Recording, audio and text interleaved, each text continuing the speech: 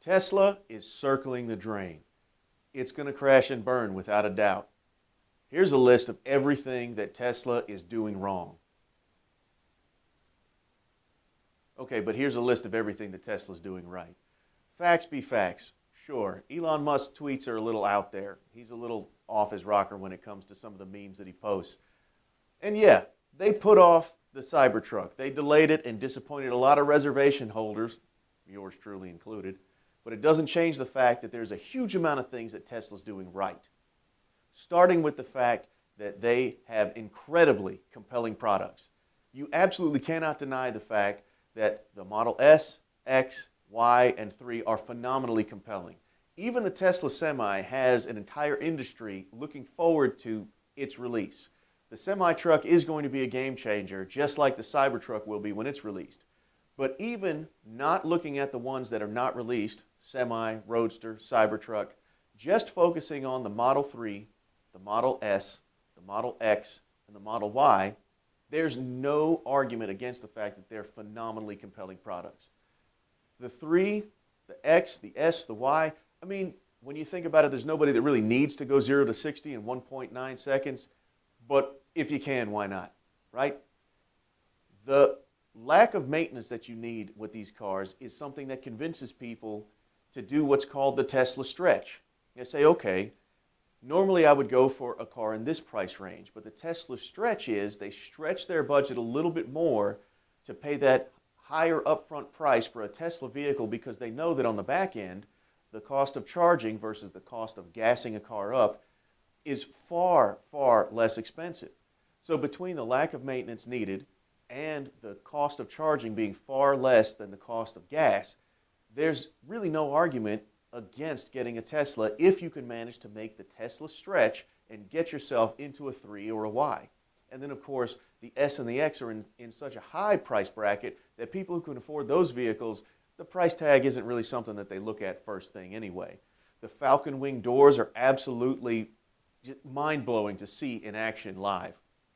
And the acceleration of all the Tesla vehicles, I mean, it's hypnotic. When I test drove a Model Y, stomped on the accelerator, I'm telling you, it almost makes your vision blurry because you've never experienced anything like that.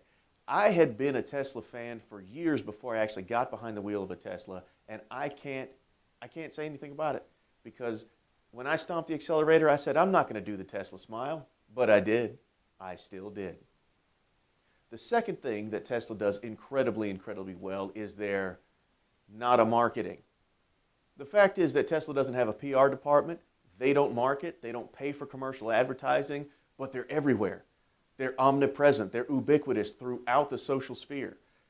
Teslas are everywhere. Cybertruck memes, Tesla memes, the SEXY memes, Elon Musk memes. They're all over the place. And every time somebody gets a Tesla, it seems like it's almost a foregone conclusion. It's a moral imperative. They're required by Tesla law to start a Tesla YouTube channel. The fact is that people become zealots for the Tesla brand and they immediately want to express their zeal for the Tesla brand on their social media, with a YouTube channel. People make entire clothing lines and they design and sell accessories for the Tesla vehicles and the Tesla product lineup.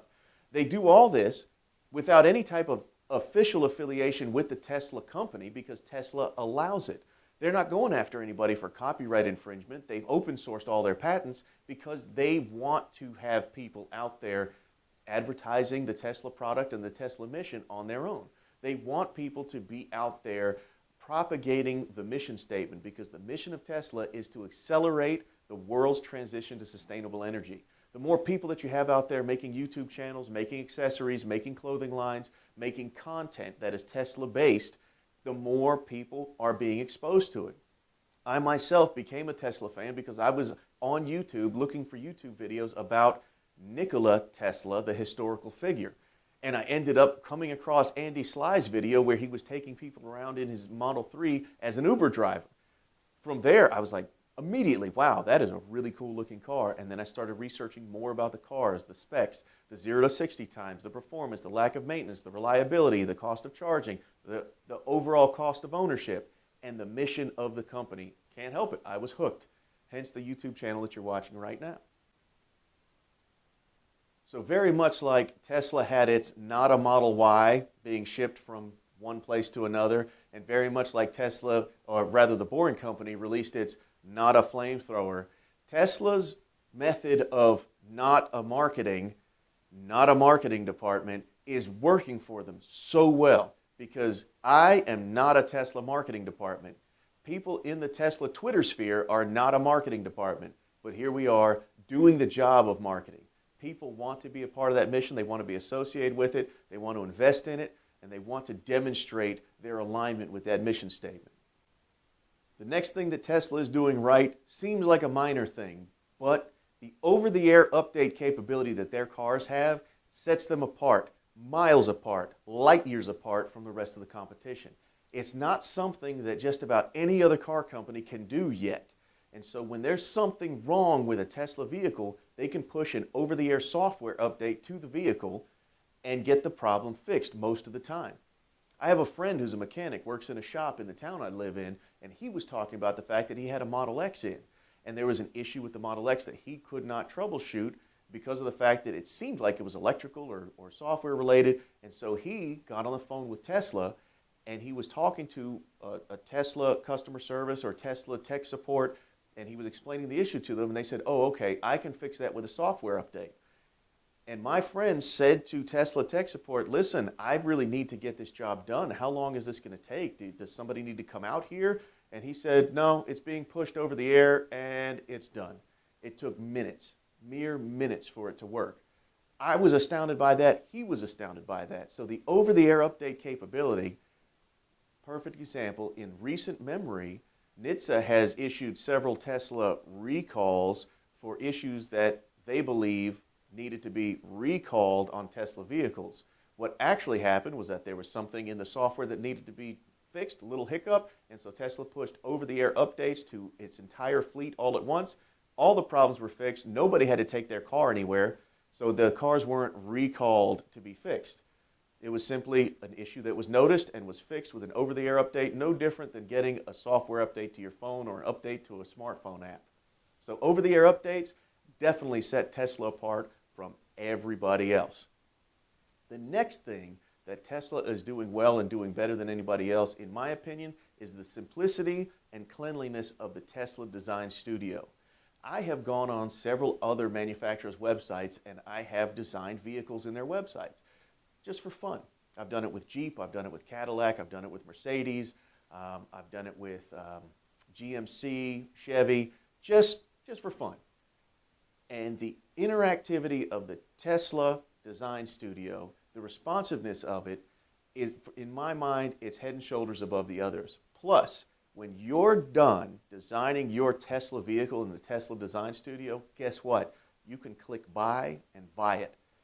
That's one that I've not been able to get anywhere else. Everywhere else, you can click a button and you can put in your phone number and you can have a salesman from a dealership call you, which is not the same as clicking buy, putting in your information, and buying the Tesla online. For my money, there's no comparison whatsoever.